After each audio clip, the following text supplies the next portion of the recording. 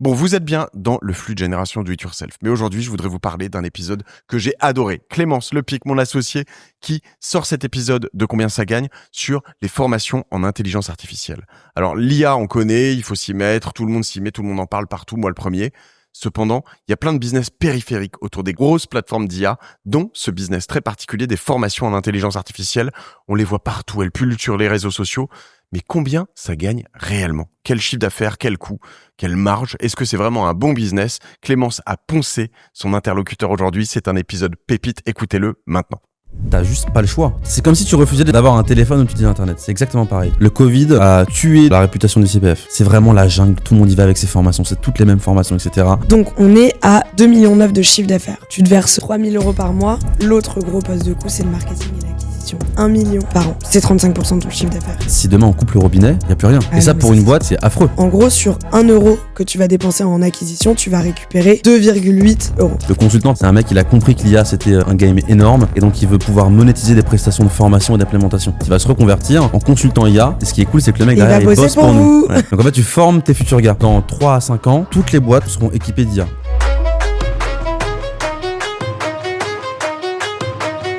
Tristan, ça va, t'es bien ? Ça va et toi, Clémence ? Super. Ça va très bien. Bienvenue dans Combien ça gagne. Merci. Je suis très contente de faire cet épisode. On me l'a déjà demandé et moi j'avais très envie de le faire. Le business, donc tu es le cofondateur de Studeria, qui est une boîte de formation en ligne. On va l'expliquer, vous faites du B2B, donc des formations pour les entreprises, et du B2C, c'est-à-dire du e-learning. En gros, t'achètes la formation, tu la suis, t'es autonome, plus ou moins, tu vas peut-être me mettre de la nuance à ça. C'est à peu près ça, ouais. On fait B2B, B2C, formation et conseil aussi. Vous l'avez monté quand ? On l'a monté en 2022, je crois. Ouais, 2022. En gros, ce business de formation, juste pour poser un peu les bases, et puis vous, c'est de la formation IA. La formation en ligne, en tout cas B2C, t'achètes ta formation. C'est des produits qui sont, comme on dit, autoporteurs. C'est-à-dire que tu construis ta formation, les intervenants, le programme pédagogique, etc. Et ensuite, tu vas la commercialiser. La manière dont tout ça fonctionne, c'est que tu fais souvent de l'advertising, du marketing en tout cas, pour aller diffuser, tu fais de la pub pour que les gens achètent et on se parle. Enfin, c'est des parcours de vente et des parcours d'achat comme n'importe quel produit e-commerce, entre guillemets. Et en fait, l'intérêt de ces formations-là, d'un point de vue commercial, c'est que c'est autoporteur. Une fois que tu as lancé ton système, ta formation, en théorie, t'as pas besoin de la mettre à jour tout le temps. Sauf que vous faites une formation IA, donc en gros, toutes les 2 semaines, il se passe une nouvelle dinguerie et vous êtes obsolète. Est-ce que je suis dedans ? T'es complètement dedans. En gros, on a un gars, un consultant IA, dont 30% du temps est globalement mis sur de la veille, sur les nouveaux outils, les nouvelles fonctionnalités, et ensuite mettre à jour le e-learning. Et c'est le truc, je dirais, qui prend le plus de temps pour avoir un produit nickel. Après, on le fait parce que c'est une évidence, tu vois, ça bouge tellement vite que... Tu vois, typiquement, Claude vient de sortir une série d'agents sur la finance. Perplexity, à côté, il vient de sortir un peu des genres de mini cas d'usage par département. Marketing, sales, RH, etc. Et donc, il y a tellement de trucs qui se font, il y a tellement une tendance qui est mouvante que tu es obligé de rester un peu dans le cœur du réacteur et t'adapter, tu vois. Ah bah bien sûr, sinon, en fait, t'es plus du tout pertinent. Mais le niveau de mise à jour, le nombre de mises à jour que tu dois faire, c'est fou. Le cœur de ton business, ça doit limite être d'être capable de streamliner, de rationaliser la manière dont vous mettez à jour vos formations en ligne, quoi. Ouais. Après, le gros avantage qu'on a, c'est que comme on utilise beaucoup d'IA dans ce qu'on fait, pour ce qui est de la veille déjà, t'as un peu des signaux directement, c'est automatisé, ça va scraper tous les sites blogs des applications, ce qui se fait, etc.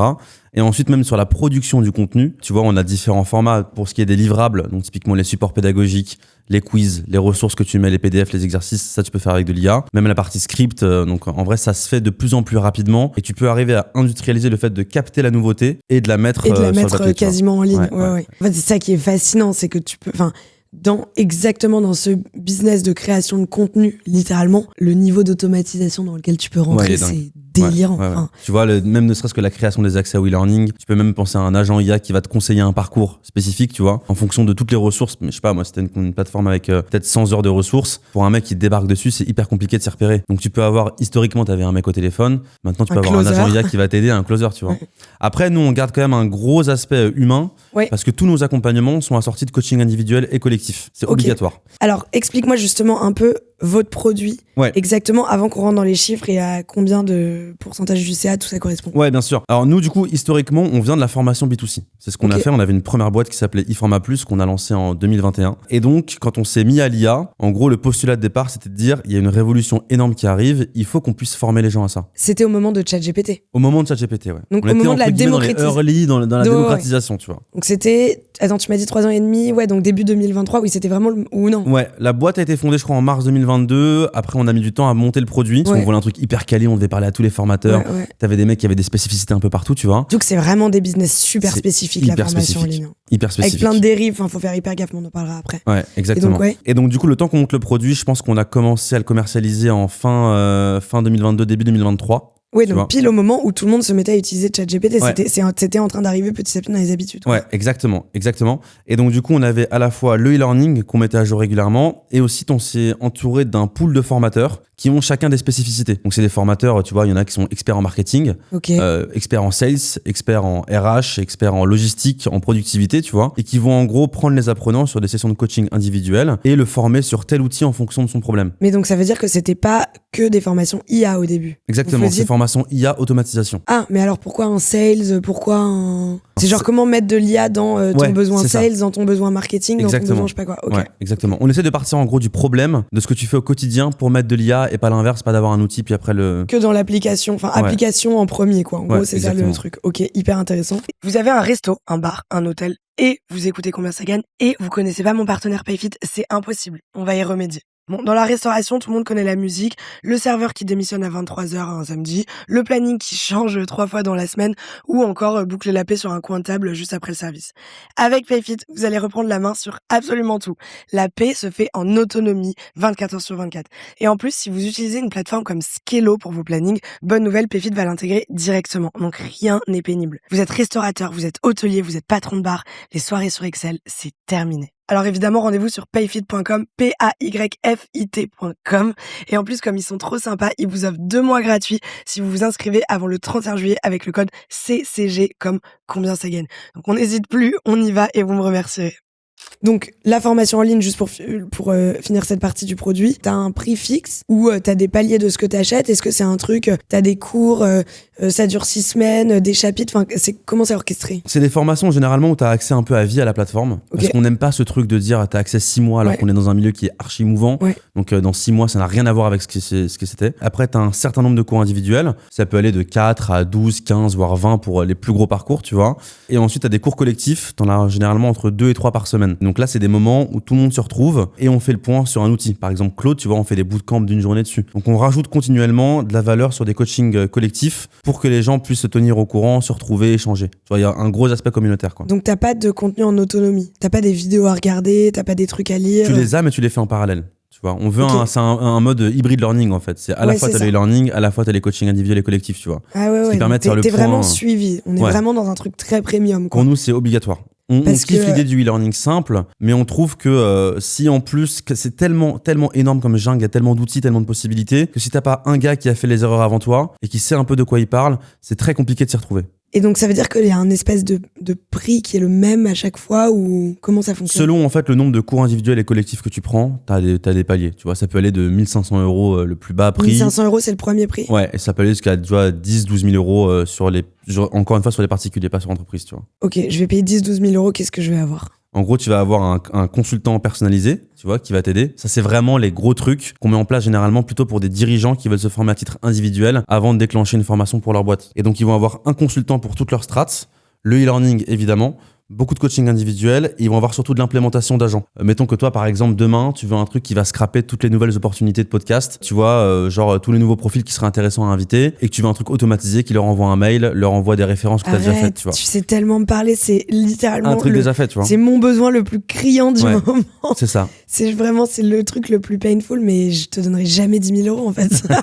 Mais c'est beaucoup d'agents, tu vois. Et en gros, la valeur ajoutée, elle est que le temps que tu économises. Oui, mais en fait, c'est ça, c'est le dirigeant, il paye quelqu'un pour lui implémenter ses agents, Exactement. plus lui faire franchir la petite marche pour Ouais. être capable de run ses agents, enfin de diriger ses agents, quoi. En Ouais. gros, c'est ça. En gros, c'est la grosse différence entre le done with you, on le fait avec toi pendant des cours, et le done for you, où là, pour le coup, t'as vraiment un gars, tu lui demandes Ouais. ce que tu veux, Ouais. tu le regardes même pas faire, il le fait pour toi après, il te le pond, tu vois. Ouais, et après, ils te donnent les bases pour être capable de le gérer. Exactement. Ok, c'est hyper intéressant. Donc sinon, si t'es un étudiant ou quelqu'un juste qui bosse dans un CDI ou même qui a sa boîte, petite entreprise et tout, tu payes 1500 et t'as déjà de quoi avoir des très bonnes bases. Si t'es perdu, Ouais. tu sais pas par où commencer, tu sais pas quoi utiliser, tu sais pas quoi optimiser et quoi automatiser. En gros, si je paye 1500 €, là déjà, je vais être capable, ça va solutionner t'as mon déjà problème. tout. En gros, on a fait ce qu'on appelle un parcours qu'on a appelé les fondamentaux, qui reprend en gros tout ce qu'il y a à comprendre pour naviguer un peu dans cet univers, tu vois. Sur 4 piliers qui sont l'IA, donc comprendre les modèles de langage, quel est le meilleur pour ce que tu veux faire, par exemple, comment l'utiliser à son plein potentiel, tu vois. Ensuite, la data. Parce qu'en gros, l'IA se nourrit de la data, donc il faut avoir une bonne donnée, tu vois, il faut maîtriser un peu du Excel, du Sheets, du Airtable et autres, pour ceux qui connaissent.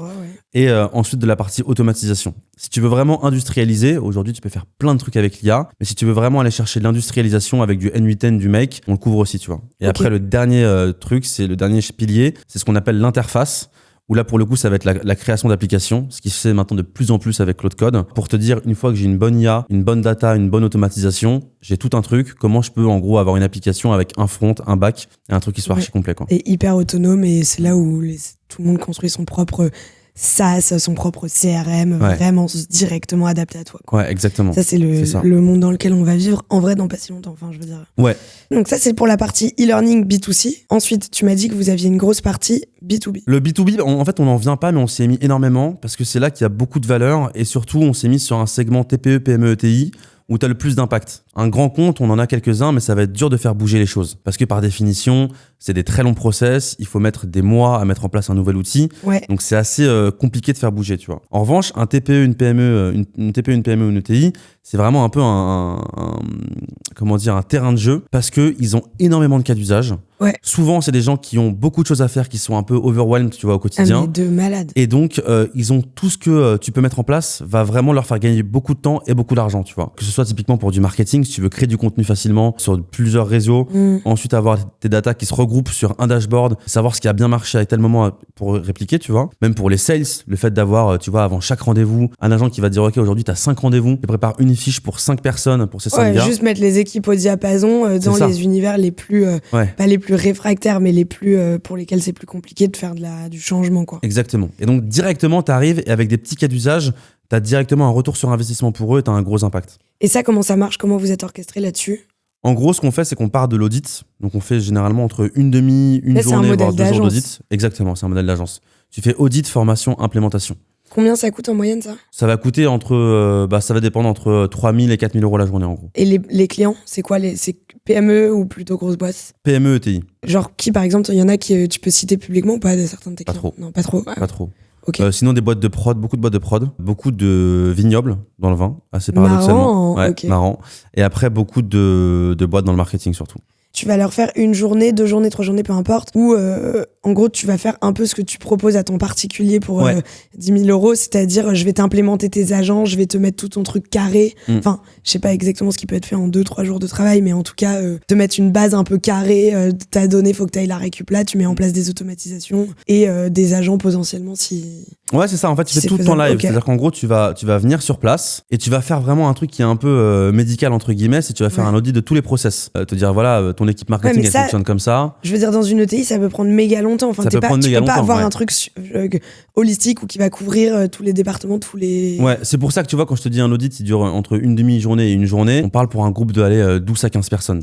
Plus tu joins de personnes au programme de formation, au projet de formation, plus tu vas multiplier le nombre de jours. Quoi. Et donc, tu as vraiment une approche médicale de OK, je veux comprendre comment vous bossez, ce que vous faites au quotidien, pour une équipe marketing, pour une équipe sales, RH, logistique, produit, etc. Et à partir de ça, tu vas construire un programme de formation sur X nombre de journées, selon ce qui a été vu pendant l'audit. Okay. Tu vois ? Donc ils vont dire par exemple, OK, nous on a un stack qui est Copilot ou Claude, on sait pas très bien l'utiliser. On a une équipe marketing, ils sont 3 personnes, ils vont produire 3 reels par semaine. On va t'en mettre avec à 12, script, 15, etc. On va te mettre à 12-15 avec un truc quali. On va analyser ce qui a bien marché, pas marché. Et donc tous les cas d'usage que tu vas créer sont orientés et sont très pratiques par rapport à ce qui a été vu pendant l'audit. Et ensuite, après la formation, généralement tu as une phase d'implémentation où là pareil, c'est un peu le système done for you. Si t'as pas envie de te prendre la tête à faire un CRM toi-même, ce qui est normal, on le fait pour toi à partir de ton stack et de tes besoins, quoi. Super, tu vends hyper bien ton truc. J'ai presque envie de te donner de l'argent, mais ça n'arrivera pas. Ok, on va mettre les chiffres en face de tout ça. Sur la partie B2C, donc e-learning et tout avec coaching individuel collectif, c'est une grosse partie de votre chiffre d'affaires annuel. Énorme. Ouais. C'est combien? On a un peu plus de 2 millions et quelques, je crois. 2 millions 2 même, je pense. 2,2 millions sur le B2C. Ouais, je crois, parce que t'as les anciens parcours, les nouveaux, t'as l'incubateur, etc. Je pense qu'on doit être même un peu plus, je pense. Incubateur, c'est quoi? Incubateur, en gros, on a différents parcours pour le B2C. On a l'incubateur, on a le consultant. Le consultant, par exemple, c'est un profil de reconversion. C'est un mec, il a compris que l'IA, c'était un game énorme. Et donc, il veut pouvoir monétiser des prestations de formation et d'implémentation. Et donc, du coup, il va se reconvertir en consultant IA. Et ce qui est cool, c'est que le mec, derrière, il bosse pour nous. Ouais, tu vois. Donc, en fait, tu formes tes futurs gars. Ce qui a l'avantage d'être sûr d'avoir un mec quali puisque tu le formes toi-même en amont. Mais ça, c'est excellent. Mais surtout qu'on va le voir après, mais t'as besoin énormément de coachs, d'indépendants qui sont incentivés. Bon, tu m'expliqueras ce modèle-là juste après, c'est hyper intéressant. 2 millions par an juste sur le B2C. Donc, vous faites quasiment 3 millions de chiffre d'affaires, pardon, c'est ça que j'ai pas dit au début. Donc, c'est une très grosse partie de votre chiffre d'affaires avec l'incubateur. Combien tu vends? Ouais, 75% du chiffre d'affaires, en fait, le B2C. 2/3, donc 66%. Ouais. Ah oui, un peu moins, ok. Un peu moins de 70% du chiffre d'affaires, un peu plus de 2 millions. Combien tu dois vendre de formations? Ton panier moyen, il est à 2000 là-dedans, donc ça veut dire que tu vends... ouais, je crois qu'il est entre 2 et 3 000 euros, t'en vends à peu près 1000, ouais. Tu vends 1000 formations par an, par an. Ouais. Et combien de temps il reste? Généralement, il reste entre 3 et 6 mois en formation. Et après, en fait, on s'occupe plus d'eux sur la partie pédagogique, c'est-à-dire qu'on les suit moins, mais continue à avoir accès. Ok, très bien. Ah oui, donc l'accompagnement, il est plutôt sur 3 mois, enfin le côté vraiment bootcamp du truc. Ouais. Ok. Et sur le B2B, tu me disais que vous gagnez à peu près 400 000 euros par an. Ouais. Ça correspond à... tu dois accompagner combien de boîtes pour 400 000 euros par an? En gros, t'as des paniers moyens. Si tu parles de formation ou d'implémentation, tu les as les stats, je crois. Mais en gros, je pense que tu les as mieux que moi, même du coup, les stats devant toi.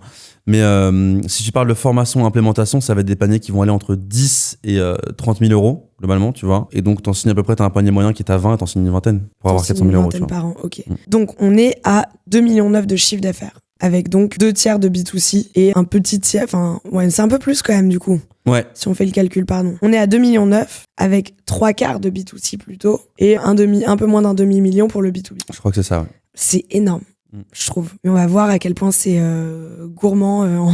Très, très gourmand. En capex, en charge. Là-dedans, tu dois avoir un certain nombre de salariés qui vont être tes sales et ensuite tes formateurs sont des indépendants ou c'est pas exactement comme ça que ça fonctionne? C'est un peu comme ça. En fait, au tout début, on était dans une grande phase de croissance et donc du coup, tout ce qu'on faisait, on l'externalisait. Okay. On avait une équipe marketing externalisée qui faisait la production de contenu, on avait des médias buyers, on avait des sales externalisés. Et là, plus on grandit, entre guillemets, plus on a tendance à plutôt internaliser des talents pour éviter d'avoir des mecs en externe et avoir des gars qui bossent pour toi, qui ont un peu le projet à cœur. Et donc là, actuellement, on est une bonne quinzaine au bureau. On change de bureau là la semaine prochaine d'ailleurs, par à Saint-Laz. Et du coup, on a quand même pas mal de commerciaux qui sont en interne parce qu'on aime bien avoir des commerciaux qui sont un peu consultants. C'est-à-dire qui sont capables aussi d'accompagner, de faire de ce qu'on appelle du account management. Exactement, qui sont un peu un technico-commercial en fait. Un mec qui comprenne un peu l'IA, qui comprenne un peu l'automatisation, qui puisse dire à un prospect par exemple, ok, je pense que c'est ce parcours qui est le bon pour toi, pour telle et telle raison, tu vois. Un peu un truc d'aiguillage. Et donc eux, ils vont faire du closing pour la vente pour le B2B évidemment. J'imagine que ça c'est finalement c'est une petite partie de ton chiffre d'affaires mais c'est assez gourmand en temps homme de vente quoi, de c'est sales. beaucoup nous qui le faisons en fait le B2B. Ok, vous les fondateurs tu veux dire? Ouais, les fondateurs, on est 4 fondateurs à l'initiative du projet. Et donc ça c'est vous qui le faites un peu en direct parce que c'est un... En fait souvent on jump dedans parce qu'on aime bien être très présent sur ce terrain-là. Tu vois, on trouve que ça a de la valeur de rencontrer les dirigeants d'entreprise, de parler avec eux, donc souvent on se déplace, tu vois, on donne vraiment le maximum de notre temps pour ça parce qu'on sait que ça a de la valeur, tu vois. Et c'est aussi une partie que c'est la partie la plus naissante de la boîte, donc je veux dire il faut la développer, ok. Et donc sinon eux ils vont faire du closing pour les B2C. Ouais, exactement. Ça veut dire que je vais rentrer dans un parcours d'achat qu'on va détailler après quand on parlera des trucs marketing. Et à la fin, je vais laisser mon email, mon tel, soyez rappelés. Et là, en fait, c'est énormément de toute la journée. Ah ouais, ils enchaînent. Tes 15 salariés qui sont là à plein temps, etc., tu m'as dit que ça a coûté à peu près 330 000 euros par an. Donc un gros 10% du chiffre d'affaires, 11% du chiffre d'affaires. Ensuite, t'as tes freelances, t'as tes formateurs freelance. Ça, c'est 520 000 euros par an. Donc c'est un bon... énorme. Un bon chunk de ton chiffre d'affaires. 17%. Explique-moi comment fonctionne leur modèle de rémunération.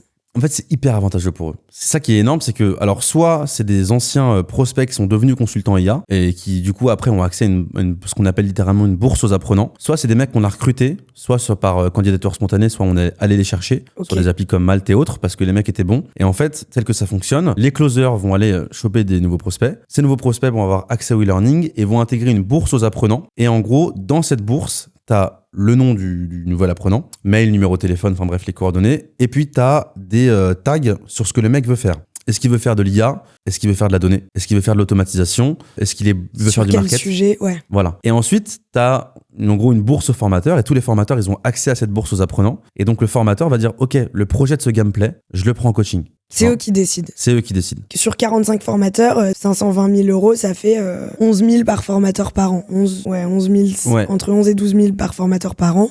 Ouais, je pense que la plupart, quand même, ils ont d'autres activités. Ah ouais, ils ont d'autres activités, bien sûr, ouais, bien sûr. Ils bossent pour d'autres organismes. Mais en gros, donc 17% de ton chiffre d'affaires, c'est ça. L'autre gros poste de coût, c'est le marketing et l'acquisition. Énorme, ouais.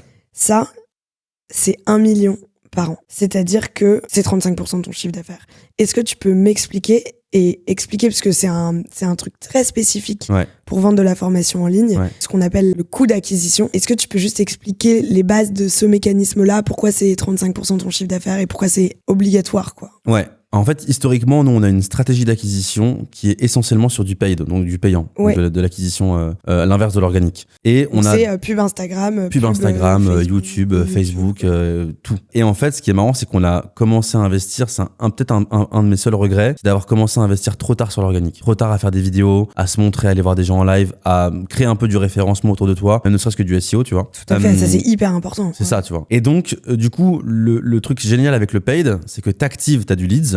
Parce que tu tournes des vidéos, donc ça va être des pubs sur les réseaux sur lesquels les gens tombent. Ensuite, ils remplissent un formulaire, ça arrive dans ton CRM, c'est rappelé, c'est closé, ça passe en apprenant, etc. Le truc de ça, c'est que l'offre de formation déjà sur l'IA, elle est énorme. T'as beaucoup d'acteurs, c'est un secteur qui est florissant entre guillemets, et donc la concurrence même sur les ads, t'as du monde. Et n'importe quoi. Ouais. Et pareil, on en parlera, tu vois, mais t'as aucun actuellement référentiel pédagogique d'excellence d'un formateur. Tu vois, t'as pas de diplôme, t'as pas d'école sur l'IA. Donc c'est très compliqué d'avoir des bons gars. C'est ça le vrai problème. C'est que qu'est-ce qui prouve? En fait, pour l'instant, il n'y a que la recommandation qui peut. Exactement. T'as la reco, et puis après, tu testes tes formateurs. Mais du coup, t'es obligé de les tester sur la forme, sur le fond, de dire voilà, sur la forme, dis-moi un peu, est-ce que t'es pédagogue?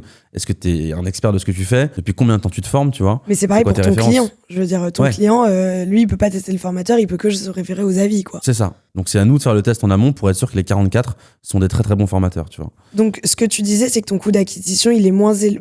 Ton coût d'acquisition, donc c'est par panier moyen, par client, il est moins élevé aujourd'hui qu'avant. Si tu dis que tu commences à faire plus d'organique. Il est un peu moins élevé du coup. Et le but justement, c'est que tu vois, en fait, ça m'a fait réaliser en faisant justement ces chiffres et cet effort sur le bilan que en fait, si demain on coupe le robinet, il y a plus rien. Ah ouais. Et ça, pour une boîte, c'est affreux. Et donc, du coup, on a de plus en plus tendance à faire l'effort de se montrer, d'aller dans des salons, de faire du SEO, de faire des vidéos sur YouTube, sur Instagram, sur TikTok, en full orga, pour aller générer de la traction, sans pour autant avoir à payer systématiquement, tu vois. Mais ça reste quand même le centre de notre acquisition. Non, mais bien sûr. Mais après, juste, je vais paraphraser juste pour qu'on comprenne, c'est que, en fait, c'est le centre de ces business-là de toute façon. Je veux dire, c'est comme ça que ça fonctionne. En gros, c'est des business de volume. Toi, ton panier moyen, il est à peu près, on l'a dit, de 3 000 euros. Chaque 3 000 euros, chaque panier moyen te coûte 1 000 euros. Donc en gros, le ratio, il est de 1 à 3. C'est-à-dire que ton ratio de coût d'acquisition ou de customer lifetime value, c'est ça, c'est le CAC, je crois, le coût d'acquisition client en gros. C'est un peu moins de 3. Et en gros, sur 1 euro que tu vas dépenser en acquisition, tu vas récupérer 2,8 euros. En gros, c'est ça. Alors, il y a une toute petite nuance. 2,8 euros de chiffre d'affaires. C'est que comme on bosse avec des financeurs, comme le CPF, comme les OPCO pour les entreprises, avec ces financeurs-là, t'es payé après la formation. Donc, t'as déjà engrangé tes coûts d'acquisition. Donc, sur le 3 millions qu'on a encaissé, en fait, techniquement, on est à 5 de facturé. C'est-à-dire qu'en gros. Et il faut avoir de la trésor, ça veut dire. Exactement. Et t'as un gros problème. Et c'était le problème au début, c'était le problème de BFR, tu vois. C'est qu'en fait, t'as payé ton acquisition, t'as payé ton sales, t'as payé ton formateur, ton e-learning, tes équipes.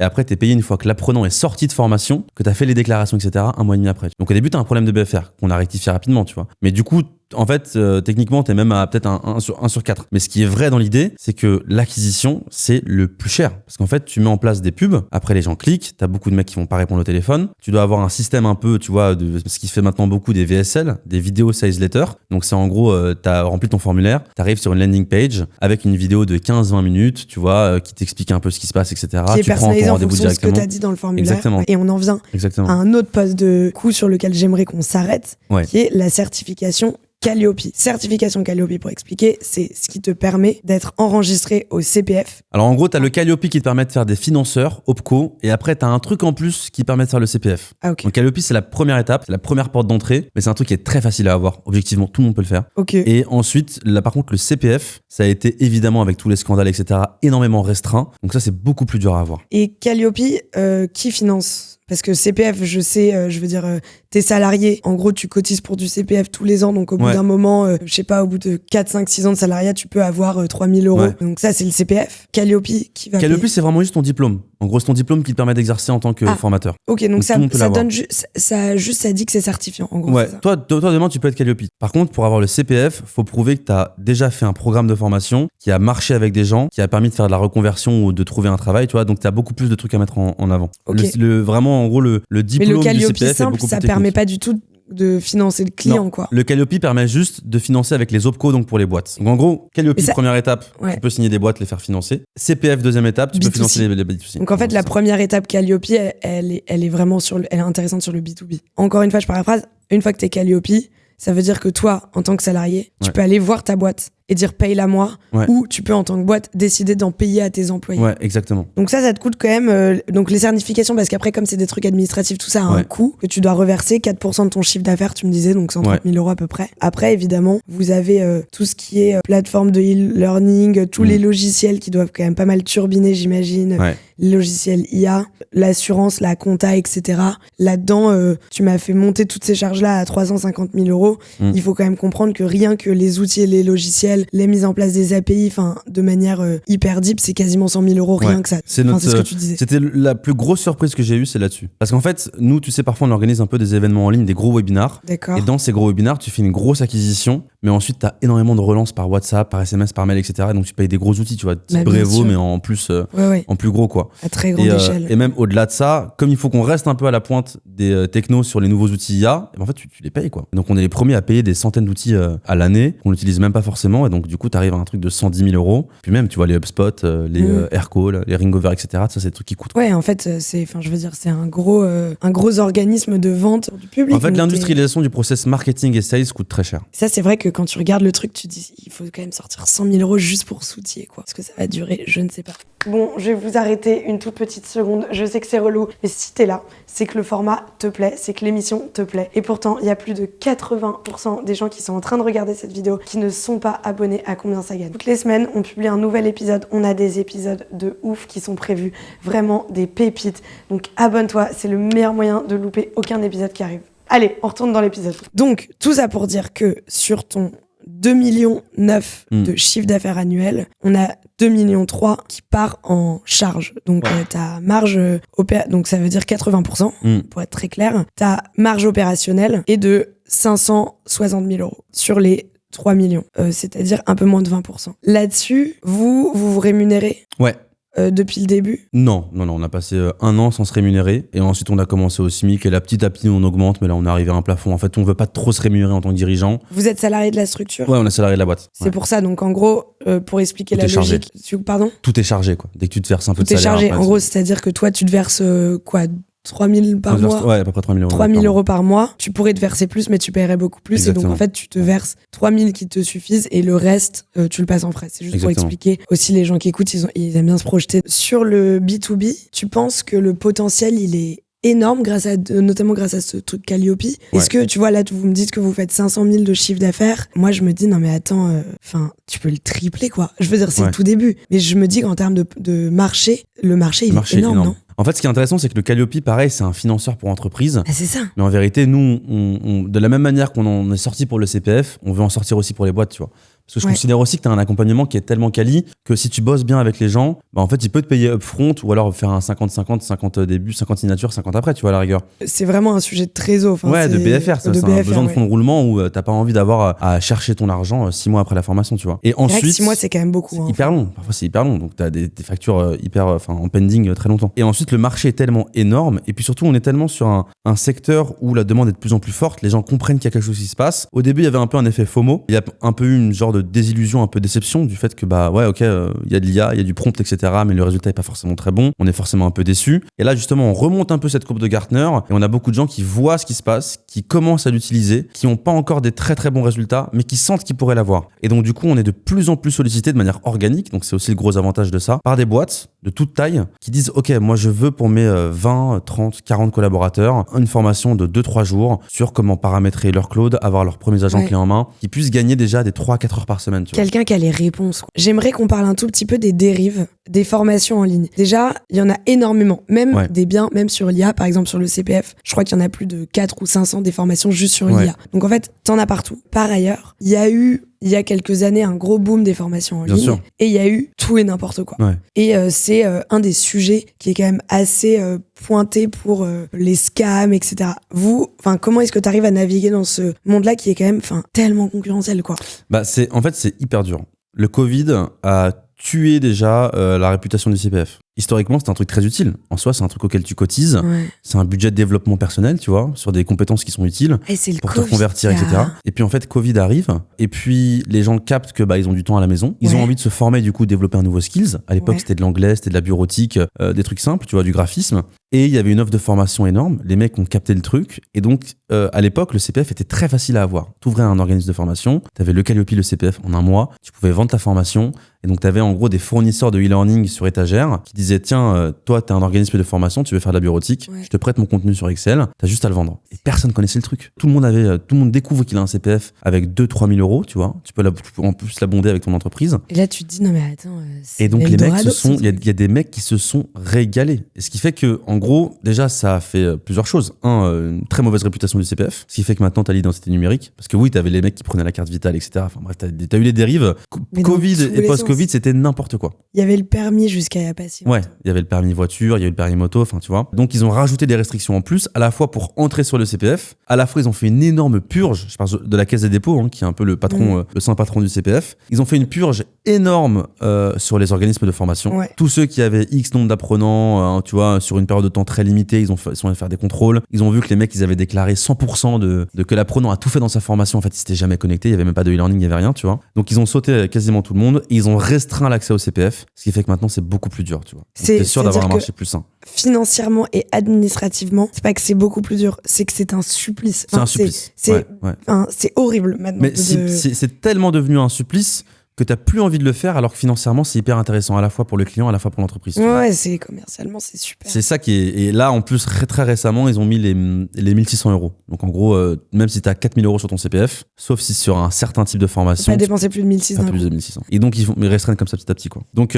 t'as eu vraiment ce gros truc où énormément d'acteurs arrivent sur le marché. C'est vraiment la jungle. Tout le monde y va avec ses formations. C'est toutes les mêmes formations, etc. Le coût du lead est hyper peu cher. En fait, tous signent. En fait, les mecs savent pas, en fait. Mais en dehors de ça, même une fois que le CPS a sonné la fin de la récré, ça a quand même aussi mis un espèce de précédent sur le marché avec des énormes charlatans qui te vendent des formations pourries. Enfin, tu vois, comment tu te dépatouilles dans ce monde-là? C'est-à-dire que c'est hyper connoté maintenant, la formation en ligne.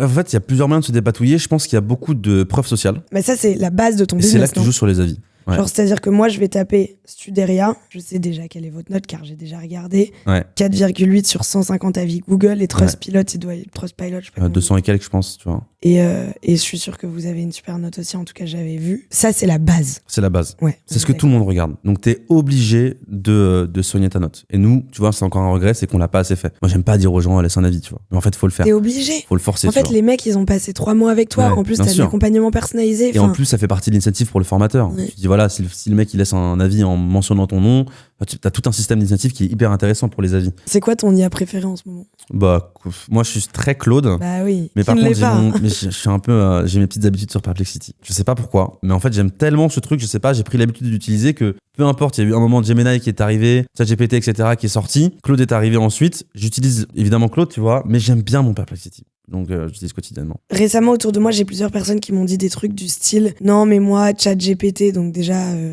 pas sur Claude. Non mais moi ChatGPT, ça me saoule franchement, j'ai commencé à le faire pour faire des emails mais après je me suis dit quand même ça veut dire que je réfléchis plus par moi-même, c'est pas bien. Ou alors non mais franchement moi j'utilise pour des petits trucs un peu du quotidien, mais machin. Ces exemples là en gros tu vois, qu'est-ce que tu leur dirais à ces gens-là pour les convaincre que la marche est très importante à franchir? Un peu les réfractaires tu veux dire? Ouais.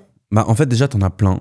t'en auras toujours. T'en as moins maintenant. Oui, moins qu'il y t'en a as plein, 2-3 t'en ans. auras toujours, t'en as moins maintenant, tout est vrai, c'est Tu sûr. vois, ça c'est sûr. Mais en fait, ce que tu leur dis, c'est dans toute révolution technologique, il y a eu des gens qui sont pas mis dedans parce qu'ils considéraient que c'était pas utile pour eux, que ça dénaturait leur activité, tu vois. T'as la machine à écrire, t'as moins de huissiers, t'as moins de gens qui écrivent. T'as Internet qui arrive, t'as des services qui arrivent, donc t'as des gens qui sortent. Tu vois. Ouais, ils pensent que ce sera jamais aussi central qu'Internet. Pareil quoi. pour la bureautique, etc. Tu vois. Les gens peuvent penser ça. Maintenant, ce qui est une vérité, c'est que quand tu vois tout le mouvement de marché, tous les investissements qui se font à l'échelle internationale, même nationale, tu vois, et tout ce qui se met en place, et à quel point ça peut te faire gagner du temps, en fait, t'as juste pas le choix. C'est pas une question de. Non, mais c'est Moi, comme je vais en si sortir. c'est comme si tu refusais d'utiliser Internet au début. En fait, tu Exactement. refuses maintenant, C'est mais comme tu si ne tu vas pas refusais refuser bien longtemps. d'avoir un téléphone où tu utilises Internet. C'est exactement pareil, tu vois. C'est impossible. Genre, je pense, dans 3 à 5 ans, toutes les boîtes seront équipées d'IA. Mais quasiment obligatoirement. Tu peux pas vaincre. Ouais, dans un même marché, c'est celles ça. qui sont vraiment dans un truc, oh là Ouais. là, mais nos données, ou machin. Bon, ce qui est pas nécessairement faux par ailleurs, Bien mais il sûr. faut faire attention. Tristan, merci beaucoup, c'était hyper clair. Merci à toi. T'as été super.